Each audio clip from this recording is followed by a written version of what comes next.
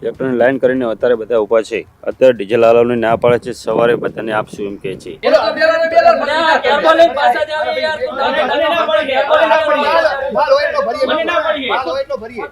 આટલી લાઈનો ઊભી છે તો છતાં એમ કહે છે કે સ્ટોક પતી ગયો, સ્ટોક છે હોવા છતાં. ડીઝલનો પૂરતો જથ્થો હોવા છતાં ધક્કા ખવડાવ્યાનો આરોપ ખેડૂતે લગાવ્યો.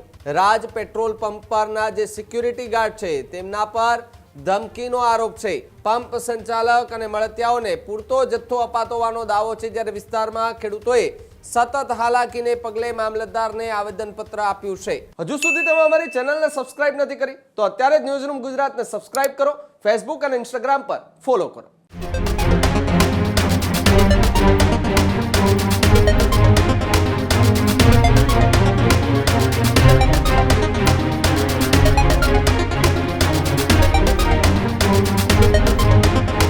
તરફ અન્ય સમાચારોમાં આગળ વાત કરીએ તો સમાચાર પાટણથી સામે આવી રહ્યા છે. પાટણમાં ફરી એકવાર જગતના તાત સાથે ઉમાર્યું વર્તન પેટ્રોલ પંપ પર થયું હોવાની વાત સામે આવી રહી છે. જ્યાં પાટણના શંખેશ્વર તાલુકામાં જગતના તાત સાથે ઓરમાયું વર્તન થયું. શંખેશ્વર પાંચસર રોડ પર રાજ પેટ્રોલિયમ કંપનીની દાદાગીરીના ગંભીર આરોપો લગાવવામાં આવ્યા. ડીઝલનો પૂરતો જથ્થો હોવા છતાં ધક્કા ખવડાવ્યાનો આરોપ ખેડૂતે લગાવ્યો. પેટ્રોલ પંપ પર ખેડૂતો મોડી રાતથી લાઈનોમાં ઊભા રહેલા પણ જોવા મળ્યા. પૈસા કમાવાની લાઈનમાં પંપ સંચાલકો ભાન સાથે વિવેક ભૂલ્યા હોવાનો પણ આરોપ ખેડૂતોએ લગાવ્યો છે. રાજ પેટ્રોલ પંપ પરના જે સિક્યુરિટી ગાર્ડ છે તેમના પર ધમકીનો આરોપ છે. મારો ગુનાહિત ઇતિહાસ છે, હું ડરતો નથી કહી દાદાગીરી કર્યાનો આરોપ ખેડૂતો દ્વારા લગાવવામાં આવ્યો. શંખેશ્વરના મામલતદારે સ્થળ તપાસ કરી ઘટનાનો તાગ મેળવવાના પણ પ્રયાસો કર્યા, જ્યારે મામલતદારે નિયમ મુજબ ડીઝલ વિતરણ કરવાનો આદેશ આપ્યો છે. મામલતદાર નિલેશ પટેલના આદેશથી પણ અવગણના કરવામાં આવી હોવાની વાત છે.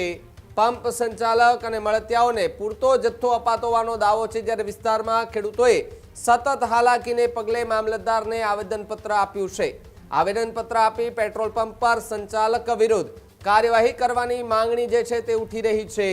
ખેડૂતોએ ધારાસભ્ય દિનેશ ઠાકોરને પણ આખી ઘટના જે થઈ છે એની આપવીતી જણાવવાનો પ્રયાસ કર્યો હતો. જો કે ધારાસભ્યએ પણ આ વાતને ગંભીરતાથી લીધી હોવાની વાત સામે આવી રહી છે. ત્યારે શું કાર્યવાહી થશે? આજે પેટ્રોલ પંપના જે સંચાલક છે જે દાદાગીરી કરી રહ્યા છે તેવો આરોપ છે. જો ખરેખર તેઓ ખેડૂતો અને જગતના તાત સાથે દાદાગીરી કરી રહ્યા હોય તો એમની સામે સવાલો કરવા પડશે હવે. કારણ કે જે પેટ્રોલ પંપ સંચાલક છે, કદાચ પંપ એની માલિકીનો હોય, જગ્યાની માલિકીની હોય, પરંતુ તમે આ રીતે ખેડૂતો જે છે એમને દબાવવાના, એમને ધમકાવવાના પ્રયાસો કરી રહ્યા છે. આવી તો તમને કોણે જવાબદારી આપી કે તમે મારા ગુજરાતના ખેડૂતોને તમે ધમકાવી શકો? ભાઈ, આજે આવા પેટ્રોલ પંપ સંચાલક એક આવું કરશે, કાલે લગભગ બધા પેટ્રોલ પંપમાં આવા દ્રશ્યો સામે આવશે. તો શું જગતના તાતે માત્ર સાંભળવાનું રહેશે? શું જગતના તાતે માત્ર આવા વિડીયો બનાવવાના રહેશે કે ભાઈ આવી બબાલ થાય તો વિડીયો બનાવો?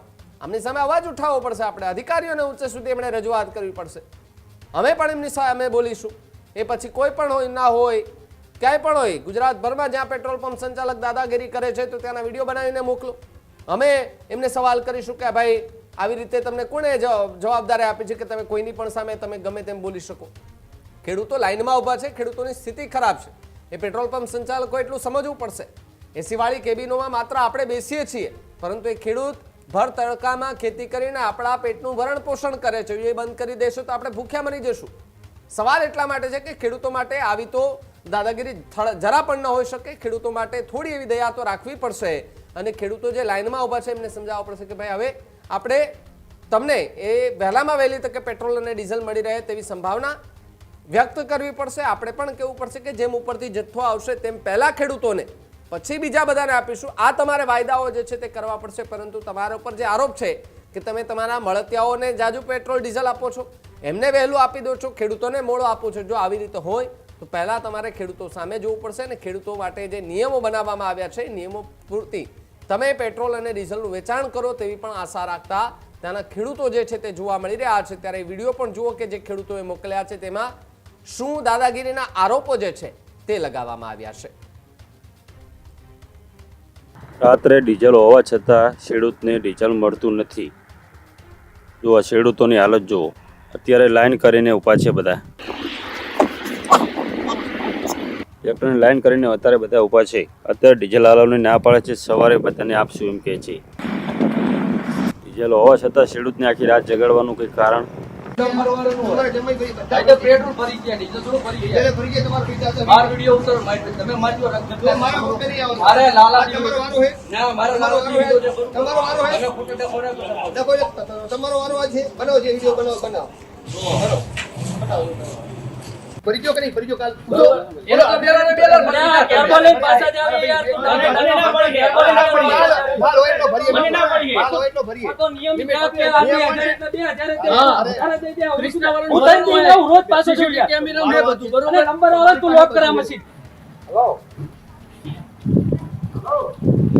હેલો હા બોલો આ ટિકિટ છે જેની પછી છે ખોટા ખોટા થોડા હોય ભેગા ઉભા થયા છે તમે ગાડી મોકલ દો જે કાંઈ કાઢી કરું કરી દો બરાબર થોડા છે હું વિડીયો બનાવી દઉં તમને બંધ કરી નાખ્યો ખબર ખાલી પેટ્રોલ જ ચાલુ છે ઓનલી ફોર લે ડીઝલમાં લાઈનો જુઓ.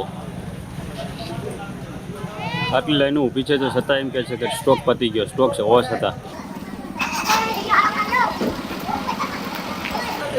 છતાં એમ કહે છે કે સ્ટોક નથી. એમની મનમાની પ્રમાણે પંપ હાલે છે. આ પંપ છે શંકેશ્વર તાલુકાના પંચાસ અને શંકેશ્વર વચ્ચે આવેલો છે. આ પાણીની પણ વ્યવસ્થા નથી. શંકેશ્વર પંચેસર પાવાપુરી પંપ બરોબર. જો ખેડૂત મિત્રોને પાણી પીવા પણ વ્યવસ્થા નથી બરોબર.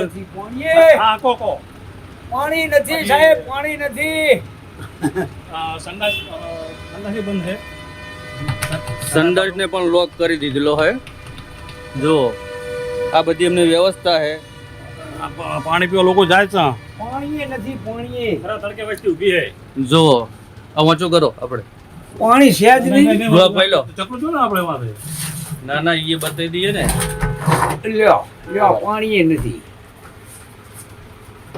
આ ઓલું વચ્ચે લ્યો કસ્તર બસ્તર બતાવજો.